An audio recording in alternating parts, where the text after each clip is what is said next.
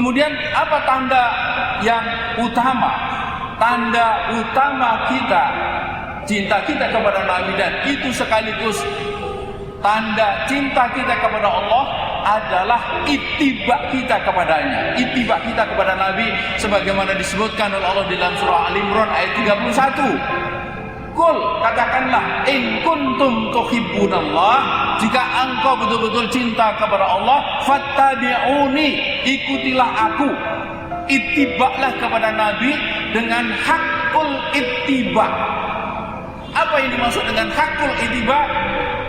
Imam Ibnu Katsir dalam tafsirnya mengatakan hakul ittiba artinya mutabi'an lahu, mengikutinya fi amrihi wa nahyihi, di dalam perintah dan larangannya. Dan kata dia, siapapun yang mengakui cinta kepada Allah tapi tidak ittiba kepada Nabi, atau dia ittiba kepada Nabi tapi tidak hakul ittiba dengan ittiba yang benar-benar, maka fa'innahu, kata Imam Ibnu Katsir, kadhibun, dusta. Jemaah sekalian, adalah seorang guru besar ilmu aeronautika dari Universitas Maryland, Amerika Serikat, namanya Michael Hart. Dia menulis satu buku yang sangat terkenal sampai ini hari. Ini buku sangat lama, terbit tahun 1976. Tapi memang ini buku hebat. Ini buku bukan sembarang buku, ditulis melalui sebuah riset panjang 18 tahun.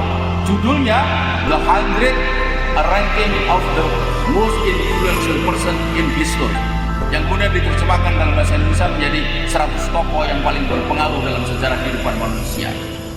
Michael Hart menempatkan Nabi Muhammad di urutan nomor 1, nomor 2 Newton, nomor 3 Yesus Kristus, nomor 4 Buddha Gautama. Kata dia, subjektivitasku sebagai seorang Nasrani ingin menempatkan Yesus di urutan nomor 1, tapi objektivitasku sebagai seorang intelektual tidak mungkin tidak menempatkan Nabi Muhammad di urutan nomor 1. Kenapa? Karena Nabi Muhammad memimpin keluarga, dia menikah, dia punya istri dan punya anak, Yesus tidak. Bahkan Nabi Muhammad memimpin sebuah masyarakat, memimpin negara, memimpin sebuah masyarakat, menyelesaikan berbagai persoalan rakyatnya, sementara Yesus tidak. Jemaah sekalian, ketika dia menyusun 100 tokoh yang paling berpengaruh dalam sejarah kehidupan manusia, dia tidak lihat apakah pengaruhnya itu pengaruh baik atau buruk. Pokoknya asal berpengaruh. Karena itu kalau kita membaca buku ini, di sana juga tidak sedikit tercantum tokoh-tokoh antagonis, tokoh-tokoh jahat.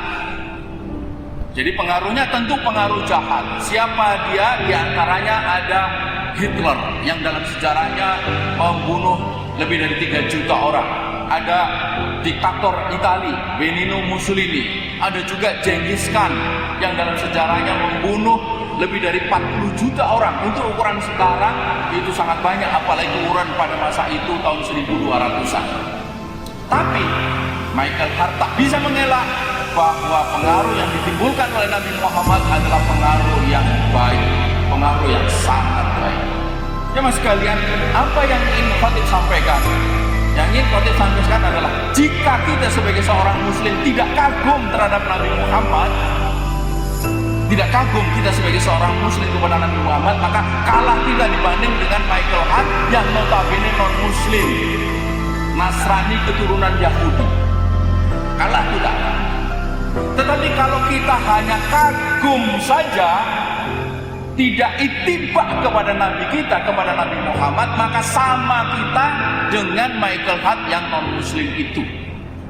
Kalau hanya kagum tapi tidak ittiba. Karena itulah maka tidak bisa kita sebagai seorang muslim bukan hanya kagum tapi harus ittiba kepadanya dengan hakul ittiba. Lalu apa atau bagaimana realisasi dari ittiba kita kepada Nabi? Realisasi dari ittiba kepada Nabi harus muncul dalam 2 unsur paling penting dalam diri kita sebagai seorang manusia. Apa itu? Yang pertama, dalam cara berpikir. Kita sebagai seorang muslim yang ngaku cinta kepada Nabi dan karenanya harus ittiba kepadanya, maka kita harus berpikir berdasarkan kepada apa yang diajarkan oleh Nabi kepada kita. berdasarkan risalah Islam, berdasarkan ajaran Islam. Apakah ada orang Islam yang tidak berpikir berdasarkan ajaran Islam? Boleh kita tengok di sekitar kita. Tak sedikit dia Muslim tapi berpikir sekuler. Baik itu bercorak kapitalis, liberal, maupun sekuler bercorak sosialis, bahkan komunis. Apakah ada orang Islam yang komunis? Jangan lupa jamaah sekalian, Ketua Umum Partai Komunis Indonesia yang pertama namanya Semaun. Siapa dia? Muslim. Bahkan sebelumnya anggota Syarikat Islam. DN Aidit, nama aslinya adalah Ahmad Aidit, Muslim. Orang tuanya bahkan tokoh Muhammadiyah di Bangka Belitung. Jadi nampak jelas oleh kita bahwa dia Muslim, tapi atau siapapun Muslim bisa saja dia itu berpikir tidak berdasarkan ajaran Nabi. Itu yang pertama pada cara berpikir, dan cara berpikir ini penting sekali karena dia akan berpengaruh pada aspek yang kedua, yaitu perilaku. Kita sebagai seorang Muslim yang mengaku cinta kepada Nabi dan ittiba kepadanya, maka mestinya perilaku kita itu juga perilaku berdasarkan ajaran Nabi, berdasarkan risalah Islam, berdasarkan ajaran Islam, berdasarkan syariat Islam. Syariat Islam itulah yang mesti menjadi tolok ukur perbuatan kita. Halal, halal kita bilang, haram, haram kita bilang, dan kita tinggalkan. Maka seorang Muslim mestinya ibadah dengan tekun, sholat, puasa, zakat, haji kalau sudah mampu. Jika ada ini hari orang Islam tidak sholat, dia itu ittiba kepada siapa? Bulan Ramadan tak juga dia puasa, ittiba kepada siapa? Seorang Muslim mestinya dia menjaga makanan minumannya halal selalu. Jika ini hari ada orang Muslim yang tak memperhatikan halal dan haram dalam makanan dan minuman, dia itu ittiba kepada siapa? Seorang Muslim mestinya berakhlakul karimah, bukan akhlakul mazmumah. Jika ini hari ada seorang Muslim yang bohong, dusta tiap hari, dia ngomong A ternyata B, dia ngomong B ternyata C, dia bilang tidak ternyata iya, dia bilang iya ternyata tidak, dia itu ittiba kepada siapa? Seorang Muslim, apalagi dia kepala keluarga, mesti perhatikan itu pakaian istri dan anak perempuannya, mesti pakai jilbab dan khimar, karena itulah juga yang diperintahkan oleh Allah kepada Nabi. Ya ayuhan Nabi, qul li azwajika, wahai Nabi, katakan kepada istri-istrimu, wa banatika, dan anak-anak perempuanmu, yudnina alaihinna min jalabibihinna, hendaklah memakai jalabib, jamak dari jilbab.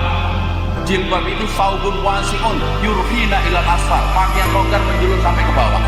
Kerudung dalam Al-Quran disebut sebagai khimar, wal yadribna bi khumurihinna ala judubihinna. Jika ini hari ada laki-laki membiarkan istri dan anak perempuannya terbuka auratnya, dia sebagai seorang kepala rumah tangga, sebagai suami, sebagai ayah, ittiba kepada siapa?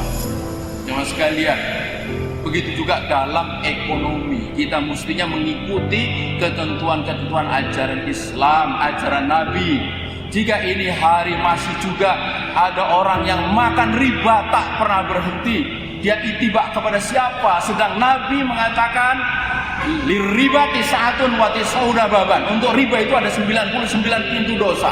Adnaha, yang paling ringan dari 99 pintu dosa itu ka'iyati rajulu bi ummihi, seperti seorang laki-laki menzina ibunya sendiri. Jamaah sekalian, sampai ini hari negeri kita ini sistem ekonomi keuangannya tegak berdiri di atas prinsip-prinsip riba.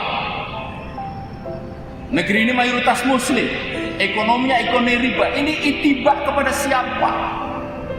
Jemaah sekalian, begitu juga dalam politik, dalam keseluruhan hidup Nabi. Sejak dia diangkat sebagai Rasul dan sampai akhir hayatnya, Nabi tidak pernah berpolitik kecuali atas dasar Islam dan untuk kepentingan Islam, untuk kepentingan tegaknya risalah ini.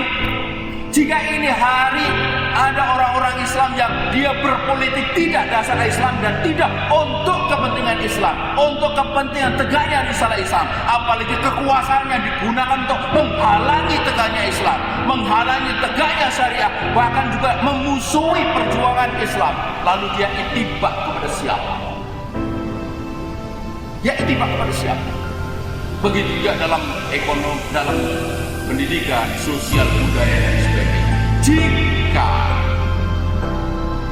hari-harinya tak tampak tanda-tanda dia cinta kepada Nabi, sholawat kagak pernah, sholat enggak, ibadah enggak, makanan minuman haram, ekonominya ekonomi kapitalis, politiknya politik birokrasi Machiavellis dan sebagainya, lalu di akhirat kelak bisakah dia berharap akan bersama Nabi di surganya Allah? Jemaah sekalian, karena itulah penting dari mimbar yang mulia ini hari kita semua mesti periksa diri kita. Jika sudah ada tanda-tanda cinta kita kepada Nabi, baik tanda yang sederhana maupun tanda yang utama, maka pertahankan, tingkatkan. Tapi jika belum, maka bersegeralah menggeser hidup kita yang hanya sesaat ini. Bergeser untuk menjadi seorang muslim yang betul-betul cinta kepada Allah dan Nabi-Nya itu. Mumpung masih ada waktu, mumpung masih ada kesempatan. Sampai kapan waktu dan kesempatan kita miliki? Sampai ajal tiba. Kapan ajal tiba? Kita tidak tahu. Karena itu mesti bergegas, khawatir tiba-tiba ajal tiba, mati kita dan tak ada lagi kesempatan untuk merubah hidup kita. Maka dicatat kita di akhirat kelak sebagai orang yang tak ada satupun tanda cinta kepada Nabi, maka belangsak dia di tempat yang tidak sama dengan Nabi. Jangan menyesal, jangan salahkan siapapun jika pada akhirnya di akhirat kelak kita berada bukan jauh dari tempat Nabi, malah berseberangan dengan tempat Nabi berada di surganya Allah. Karena itulah, mumpung sekali lagi kita masih waktu, maka bergegaslah kita merubah diri kita. Kalau sudah, maka pertahankan dan perjuang dan pertahankan sampai titik darah yang penghabisan jika diperlukan. Barakallahu li wa lakum fil Qur'anil azim wa nafa'ana